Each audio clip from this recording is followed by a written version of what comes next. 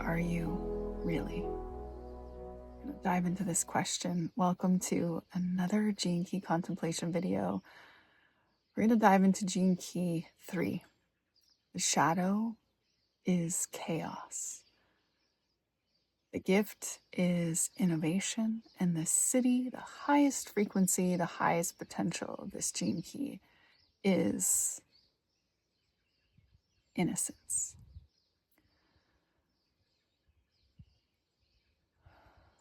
So the I Ching, one of the systems that this is at the foundation of the Gene Keys, the I Ching is translated in many cases to the Book of Changes.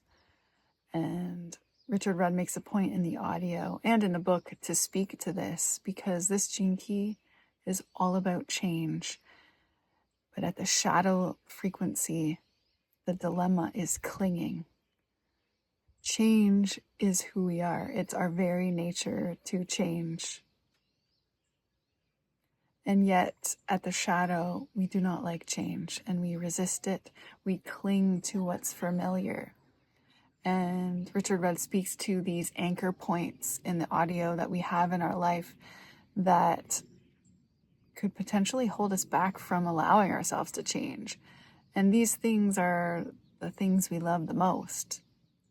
Our home, our children, our relationships, our body, anything that we can have attachment to.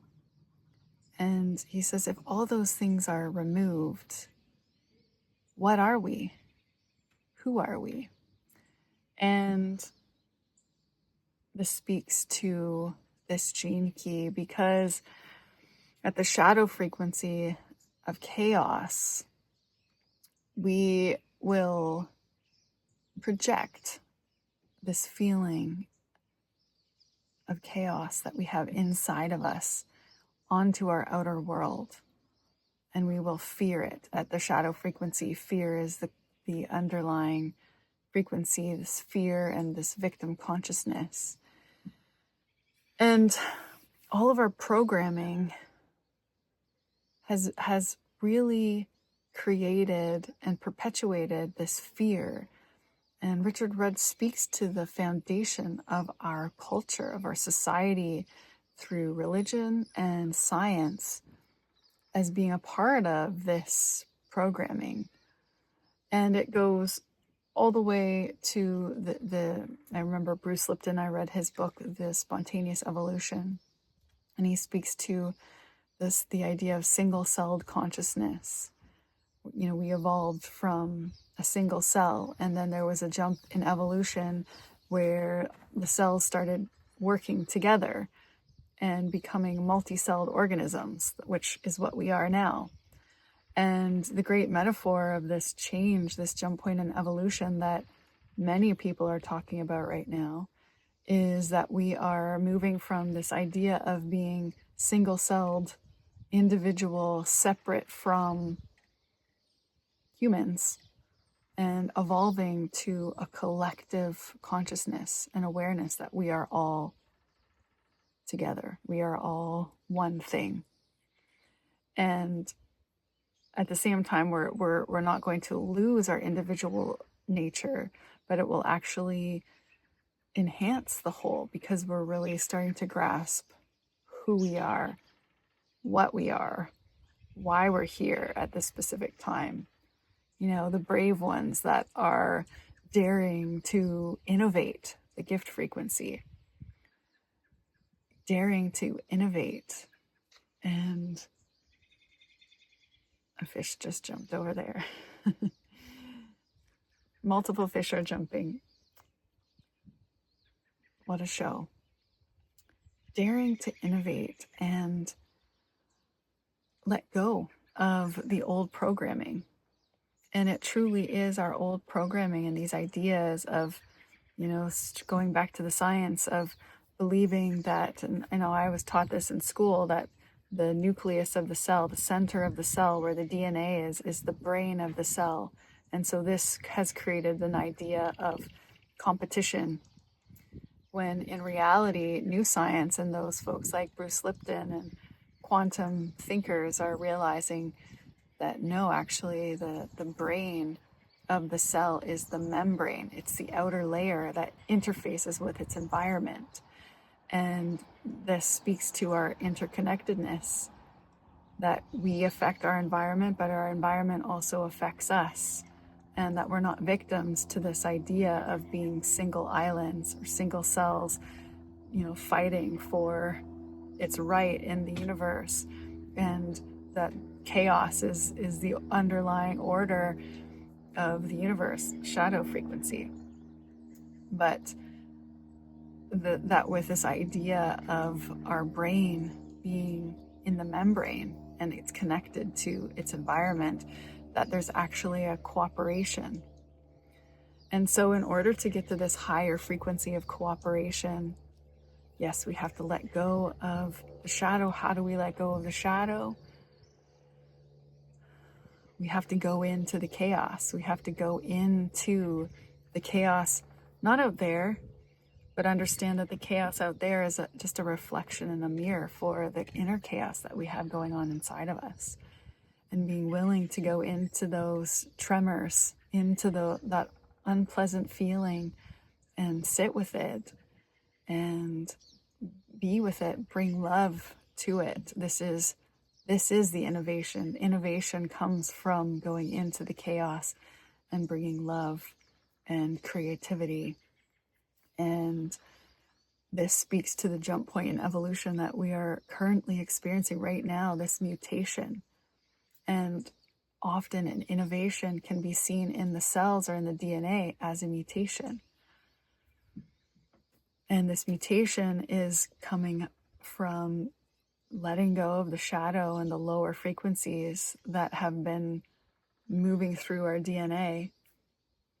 And more light, more awareness is shining through our DNA and causing this mutation, which I love how Richard Rudd puts it. It's not that this wasn't always in the DNA. It's not that the acorn always held the code for the oak tree to grow, as Richard Rudd says in this gene key. So our highest potential has always been in our DNA. And as we allow more light, higher frequencies, more awareness pass through our DNA, we are part of this mutation and this innovation of a new species that understands and holds space for our interdependence, our interrelatedness, and trusts that the environment is providing us with what it is we need to mutate. And if we resist or we cling to the old, we are in a losing battle. That the old is literally dying off.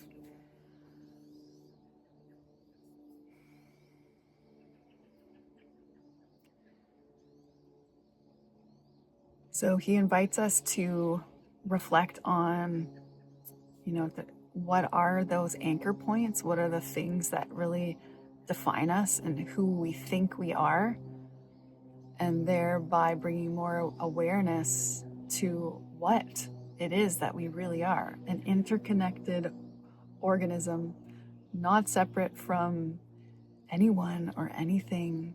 We are life itself, a part of nature, dancing in an ever-expanding spiral upwards in evolution, but also downwards into our body, bringing these higher vibrations into our body in what Richard Rudd calls involution.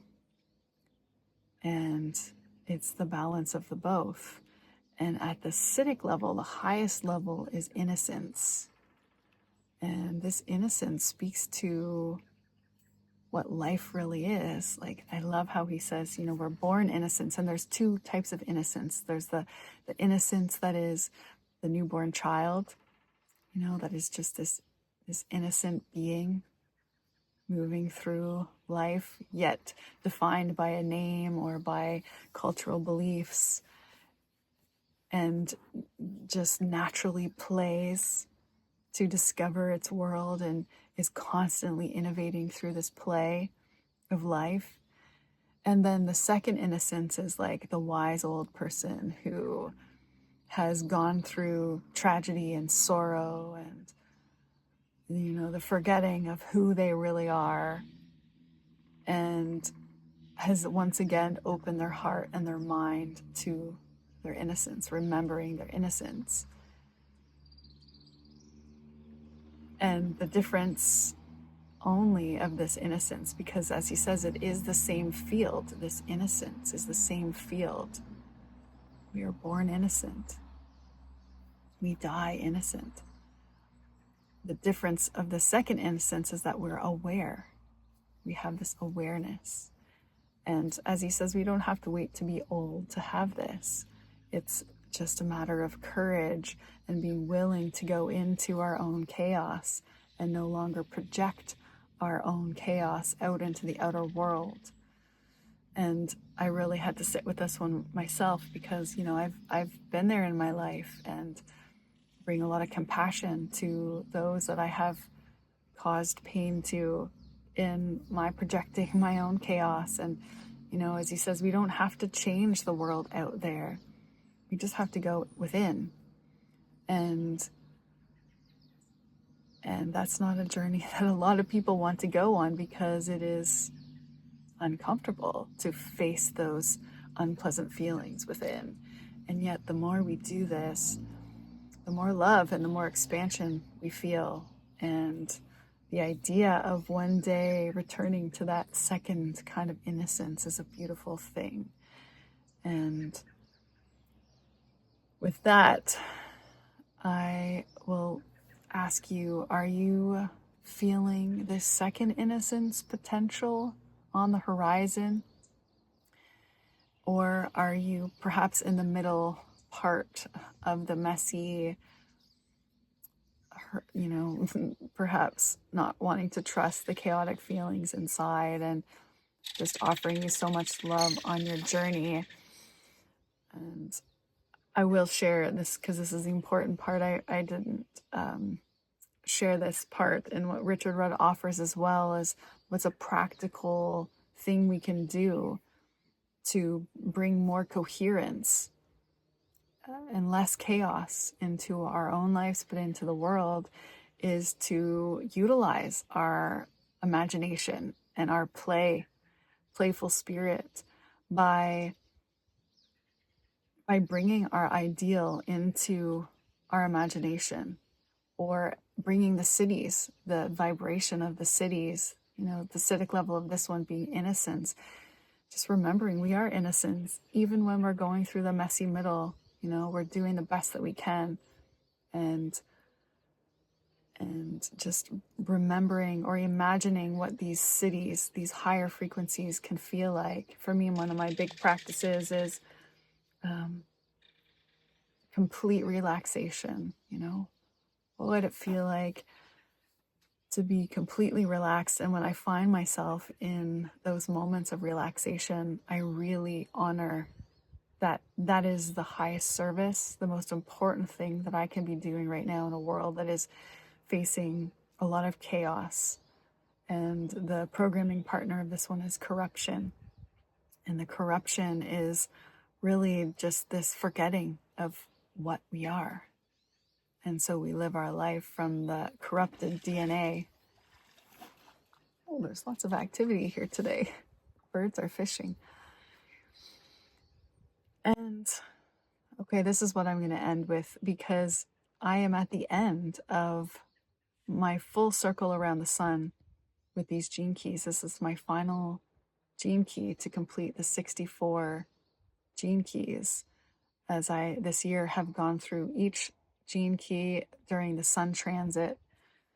And it's interesting because this gene key is called difficulty in the beginning.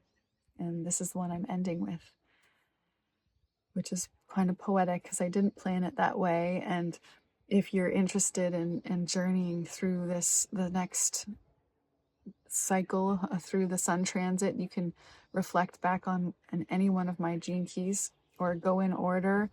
It's interesting because when I started this, I was living in Ontario, and speaking to difficulty in the beginning, I was in a lot of unknowns at the time. I was feeling the call to move somewhere, but didn't know where, and just trusting and surrendering to the flow of it all. And you can watch me on that journey as I, went to Europe and came to Vancouver Island and eventually found my home here, and in a space where there's so much space for relaxation. And I look forward to continue sharing more videos. I won't stay to the structure of the sun transits going forward.